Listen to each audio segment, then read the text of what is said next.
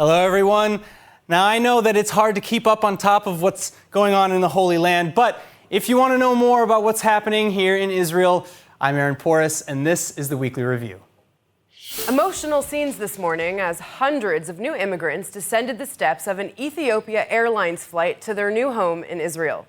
Welcomed by Prime Minister Netanyahu and other officials, including Minister of Aliyah and Absorption, Pnina Tamano-Shata, who herself is of Ethiopian descent. Take a look at the arrival of the inaugural flight of Operation Rock of Israel. Nittany Manson reports.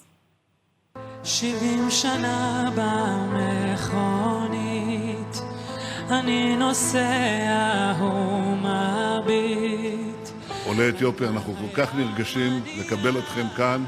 ברוכים הבאים לארץ ישראל, ברוכים הבאים למדינת ישראל. אתם הגעתם בטיסה ישירה מגונדר, הורים וילדים. ירושלים בזריחות. An Ethiopian Airlines flight landed Thursday morning at Ben Gurion Airport, carrying 316 members of the Falash Mora Jewish community. אבל היום אנחנו שמחים. קודם כל בשמחת מאות המשפחות והעולים שהגיעו לארץ יחד איתי, נקבל אותם באהבה, נלווה אותם בתהליכי הקליטה בתקופה מאתגרת זו. Welcomed by the Prime Minister, Minister of Aliyah and Integration, the Defense Minister, and the Jewish Agency Chairman, the new immigrants posed for photos and waved Israeli flags as they exited the aircraft. ואנחנו מאוד גאים, המטוסים הללו שאתה רואה מאחוריי הם כולם מטוסים שארגנה הסוכנות היהודית, מאות עובדים שעובדים שבועות להביא לכאן את העולים, ואני חייב להגיד לך, מה זה מרגש? חבל על הזמן. Approximately 100 more immigrants from the Falash Mora community in Ethiopia will arrive on Friday, and in total the government intends to bring a total of 2,000 immigrants in total by the end of January 2021. ראיתי תמונות שלכם, מחזיקים תמונות של הקרובים שלכם כאן בארץ, שאתם מייחלים לראותם והם מייחלים לראותכם, ועכשיו בא איחוד המשפחות הנפלא הזה.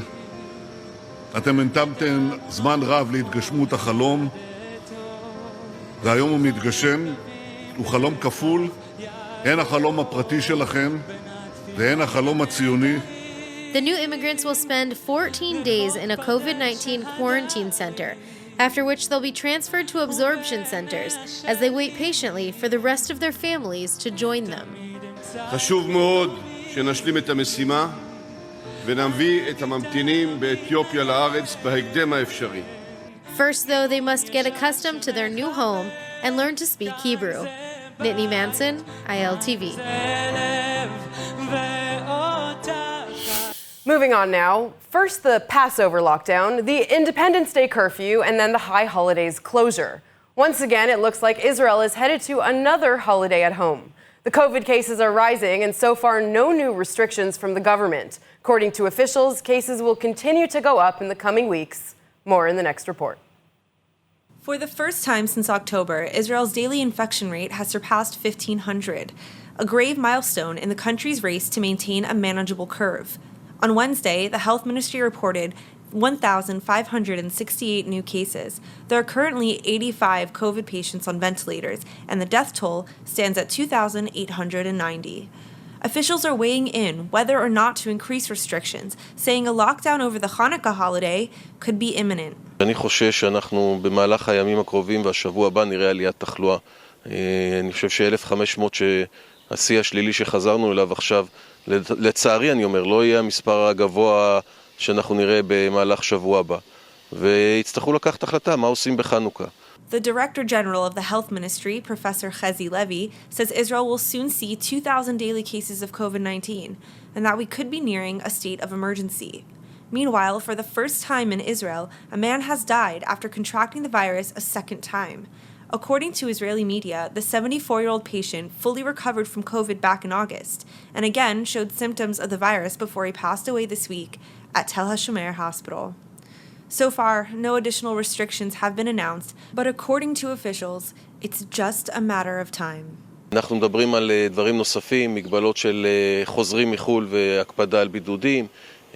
אני יכול לומר לך שלא יהיו הקלות נוספות ואנחנו לא נאפשר פתיחות נוספות, גם פיילוט הקניונים שהסתיים אפילו אם יסתיים בהצלחה, זה לא יהיה הזמן לפתוח את הקניונים עכשיו. Chana Rifkin, ILTV. The Czech Republic plans to open a branch of its Tel Aviv embassy in Jerusalem. The Czech foreign minister says that the new branch office will be set up in the first half of 2021 and will be manned by a diplomat. The Czech Republic currently has an embassy in Tel Aviv and 3 honorary consulates in Jerusalem, Eilat, and Haifa.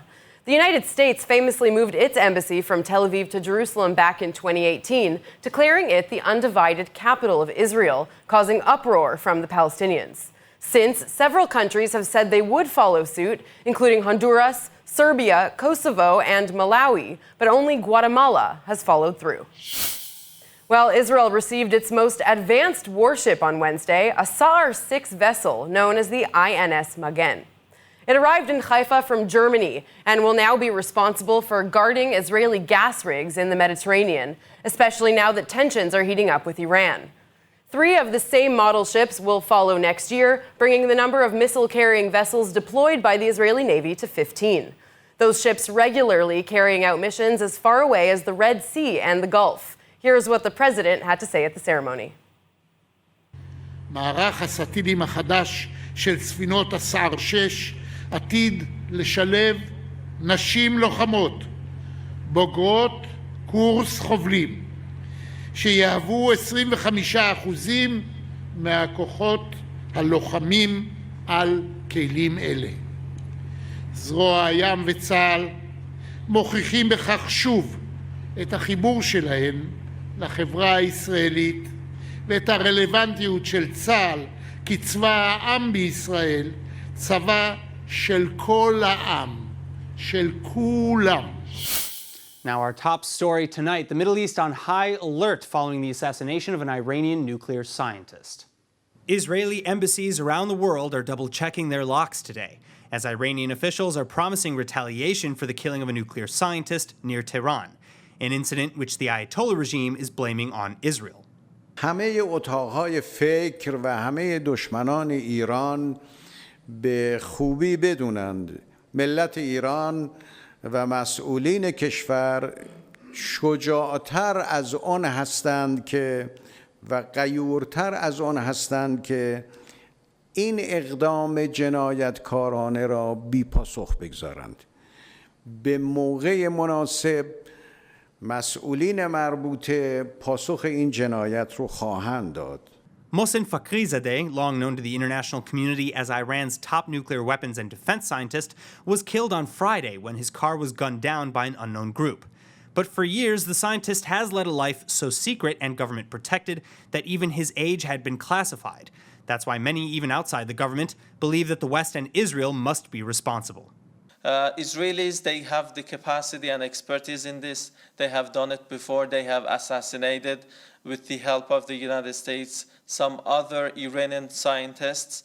And they have the motivation. They can gain from this assassination. Well, as for Israel, government officials are, of course, mostly declining to comment.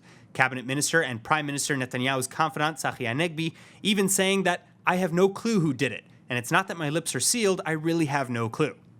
But at the same time, Israel has closely been monitoring Fakhrizadeh for years, with unnamed intelligence officials allegedly confirming that his assassination was the pinnacle of Israel's long-term plans against Iran's nuclear weapons development.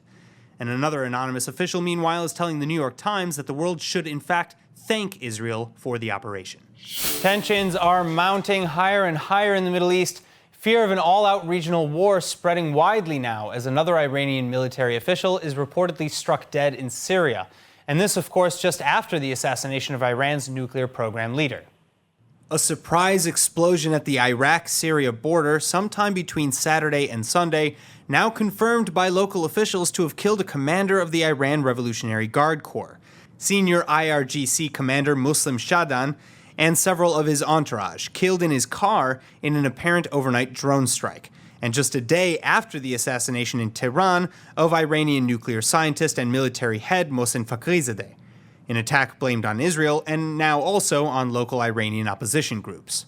متاسفانه عملیات بسیار پیچیده‌ای بود با کارگیری تجهیزات الکترونیکی رخ داد هیچ فردی در صحنه حضور نداشت، اما سرنخ‌هایی وجود داره ضمن که اون کسی که این طراحی رو کرده برای ما مکشوفه که کیست، سابقه‌اش چیست. حتما منافقین در این نقش داشتن و حتما عنصر جنایتکار این امر رژیم صهیونیستی است و موساد. Well, just as in Fakhrizade's killing, all eyes are on Israel, which has admitted to hundreds of similar strikes in Syria over the past few years. IDF chief Aviv Kochavi was also even in meetings along the northern border with Syria just ahead of the drone strike, where he repeated vows to act against all Iranian entrenchment and aggression in the region. Iraqi media also later claimed that Shahdan's vehicle was carrying weapons across the border from Iraq into Syria when it was struck. But in any case, if the aim of these latest attacks was to deter Iran's military nuclear ambitions, it doesn't seem to be working. The parliament in Tehran advancing a draft bill Tuesday morning that would block future UN inspections of its nuclear facilities.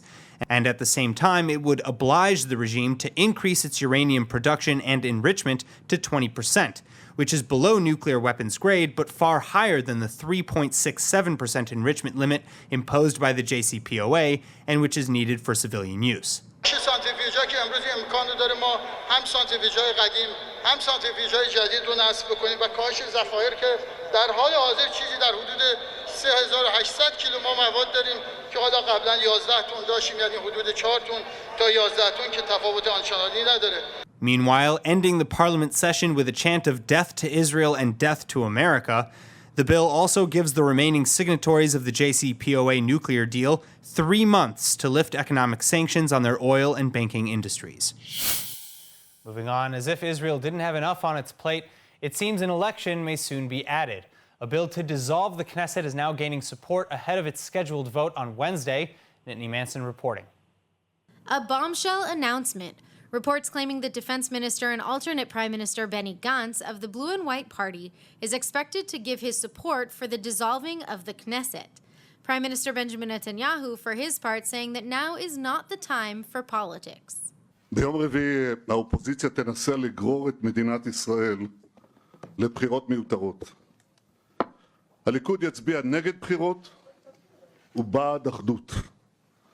אחדות כדי שנביא חיסונים לכל אזרחי ישראל, אחדות כדי שנמשיך עד מתן החיסונים להיאבק בנחישות בקורונה, אחדות כדי שנגיש עוד סיוע כלכלי לעסקים, לעצמאים, לאזרחים, אחדות כדי שנמשיך לשמור על הביטחון, ואחדות כדי שנחתום על עוד הסכמי שלום. אזרחי ישראל זקוקים לממשלה שפועלת לא למען בחירות, לא למען פוליטיקה, אלא למענם, למען כל אזרחי ישראל, בלי יוצא מן הכלל. Still, Netanyahu's co-premier Benny Gantz has reportedly reached the last straw, giving up any chance of becoming prime minister under his rotation agreement in favor of taking Israelis back to elections for the 4th time in 2 years, and during a pandemic. The defense minister adding that the public is done with buying Netanyahu's lies, and that a national budget would not have been an issue had the prime minister not been preoccupied with trial for corruption. Meanwhile, drawing lines in the sand, Labour Party leaders also saying that they'll be backing the planned dissolution.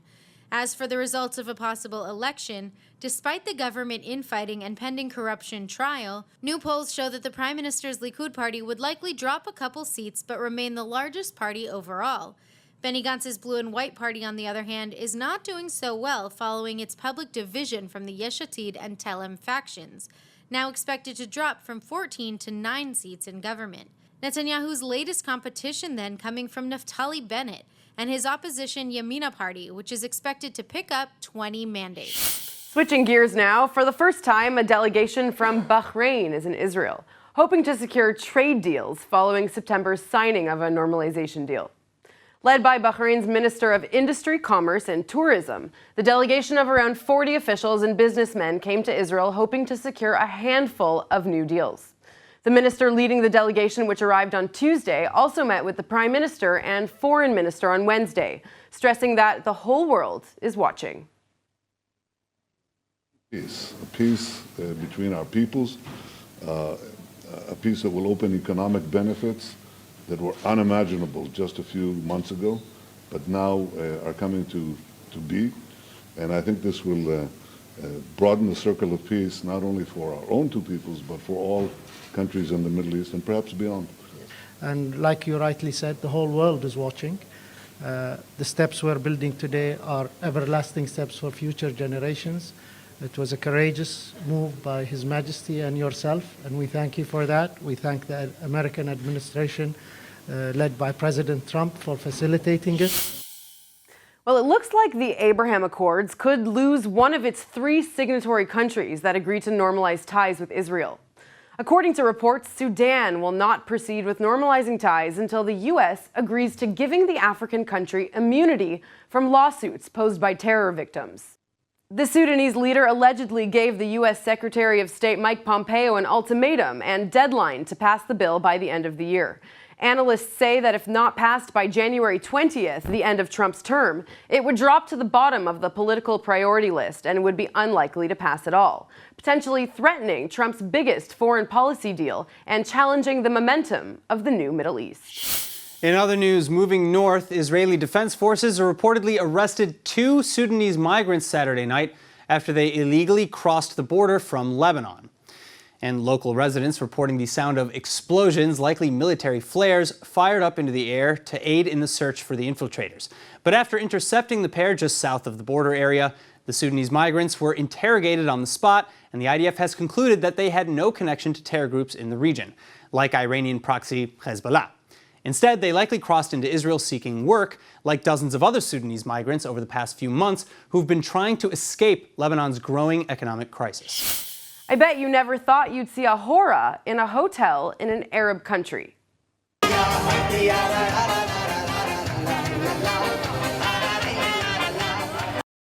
United Arab Emirates hosted its first ever Orthodox Jewish wedding this week in Dubai since its normalization deal with Israel. With around 150 guests, mostly from Israel, but also including curious tourists, the event took place at the Park Hyatt Hotel Dubai. Because of lockdown restrictions in Israel limiting indoor gathering to 10 people, Dubai felt like a good solution for the couple. Mazal tov to the happy bride and groom. All right, now, while the government debates the potential 2021 budget, Israel is currently looking for other ways to make some money through talks with Canada's top ACES defense training contractor. The Israeli Ministry of Defense is now negotiating the sale of 29 surplus F-16 fighter jets to the tune of $3 to $4 million apiece. The General Dynamics F-16 Falcon jets were delivered to Israel in the early 1980s and have been slowly phased out of the IAF as newer model aircrafts joined the fray. But now they'll still get some mileage, serving the Canadian and German Air Forces through the private Top ACES contractor. This as Top ACES offers training services to Air Forces worldwide. Moving on, you may recall our last Thursday broadcast where we covered the first commercial flight from the UAE to Israel. So a weekend later, how do the new visitors feel about the Jewish state? ILTV's Chana Rifkin with the answer. November 26th. History was made. The first commercial flight between Israel and Dubai landed in Tel Aviv via Fly Dubai Airlines. The Prime Minister, Benjamin Netanyahu, welcoming the new arrivals at a news conference with Fly Dubai officials. This is a moment of history because this is the first commercial flight between Dubai and Israel. There'll be many more going both directions, but you can only be first once. And this is a pivotal moment because we're changing history. It's not that we're marching forward, we're flying with breakneck speed into a new era that is now clearly changing the Middle East, changing the future of our peoples. There is hope that soon dozens of flights will be made per week, allowing for the economic partnerships forged and tourist excitement to transform the region. The Prime Minister calling this a welcome change from conflict to cooperation, aware that the world is watching.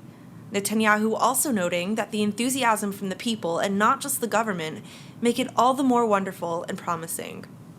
There's a lot for us to do here. I wanted to relax, go to the Dead Sea, but I barely have time for that. So they're keeping me busy, and I will be visiting this country probably once every month or maybe twice every month and a half. So we'll see. Whenever I get a chance, I'll be here at least every 3-4 weeks. We are very excited to be in Tel Aviv as a first,